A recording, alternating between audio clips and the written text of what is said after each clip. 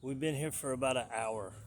I started applying a little bit of pressure to get her head away from the fence, facing away, and then she would turn a little bit, and I'd let the pressure go. So just now, I applied a lot more pressure to make her come out, and look, she's got her head picked up. Right when she came out a few steps, then I let the pressure go off. So it's about to get scary here. I mean, it's only 2 o'clock, but when the kids get out of school, and then there's going to be cars, right? So she's freaked out by the cars and stuff. So we gotta do a lot of little bit of pressure, pressure off, pressure on, pressure off, pressure on, pressure off. And then all these little pressures, she's gonna see that nobody's trying to hurt her, right? I mean, she's not. It's not like she's fear aggressive. I could probably go in and just pick her up and carry her, but we ain't trying to do that. We're trying to get her to start using her feet without the help of other dogs. And I don't think she's my understanding is she's never been on a leash, except for going to the vet. But so first I started about this distance, and then I worked it a little bit closer, and a little bit closer, and now we got this.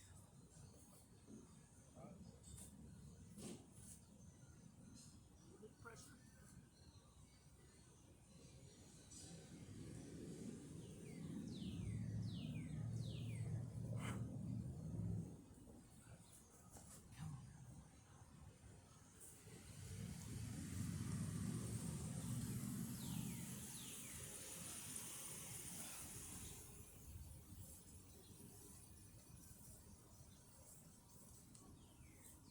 I went a little farther there than I wanted to. I was trying to get her to actually move her feet.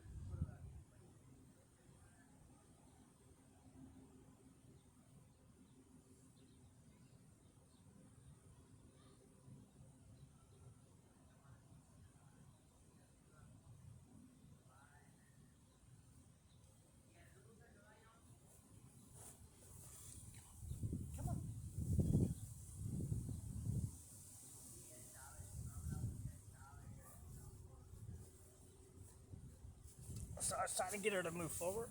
I think she was going to try to go hide again. I mean, of course. We're pushing her, right? But that's kind of what we got to do. We got to get her over the hump.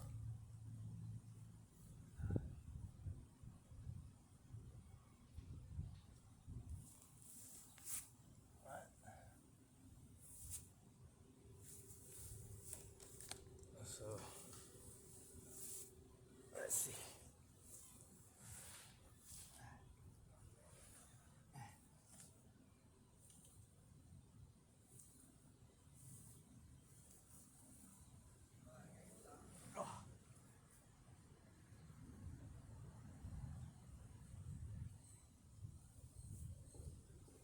I was trying to get under her chin.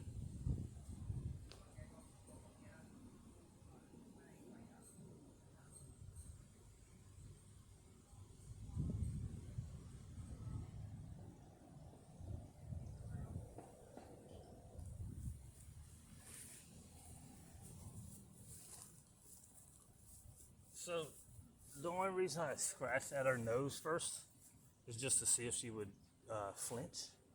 But she's never had a problem with nippy, mouthy stuff with them. If she was more unknown or known that she was like that, I wouldn't have done it. So you go for the side and back or under the chin. Because when you see the dogs, when one's trying to befriend the other dog, they always go under the chin with their legs, right? When they're like this.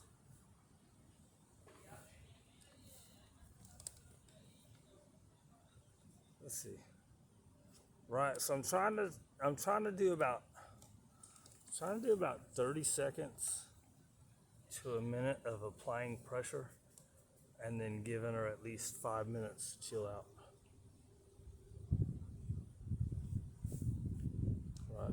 So she's a normal breathing right now. But I need her to get up, right? I ain't trying to carry her. But anyways, that's what it'll look like, right? So it'll be, the first one is super, super ugly. It's a lot of fighting. And then the fighting becomes less and less and less as they give in. And they realize that nothing bad's happening.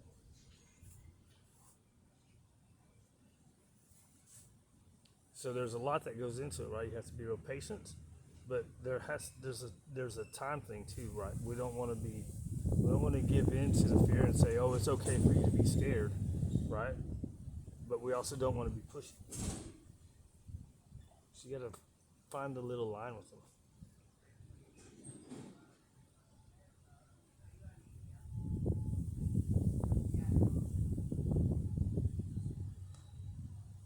Right? Nice open mouth, checking stuff out. So now I can probably apply pressure again.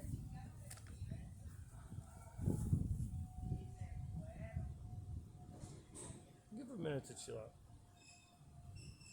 It's been about 6 minutes, right? I think the first time I gave her about 15 minutes. That was the second time.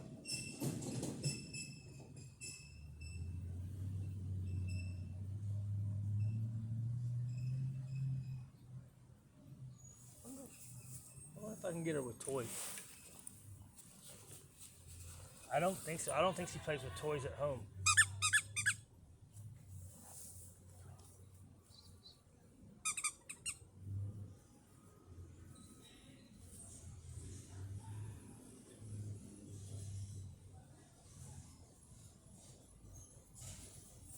My understanding is all the playing is always with the dogs.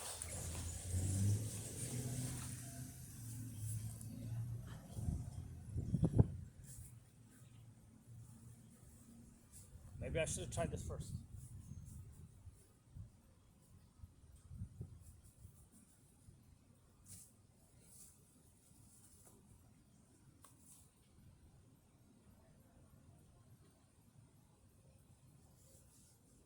That's a good girl.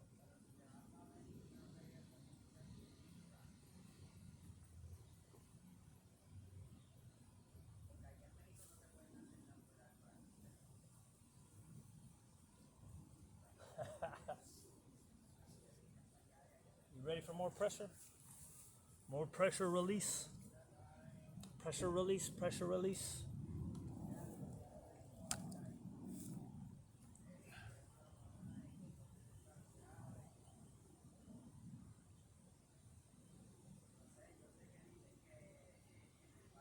I want her to be going that way though. We're coming the wrong way.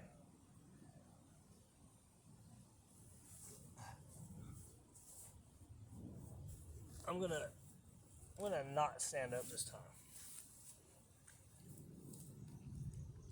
I think I stood up the first time too. No, I didn't. I crouched. I crouched the first time. That time I stood up, right? Let's try. Oh, stay kneeled. All right. Apply pressure. Come on. Come on, girl. go. There you go. Right. There we go. Right. And now we'll let her see. No big deal, right?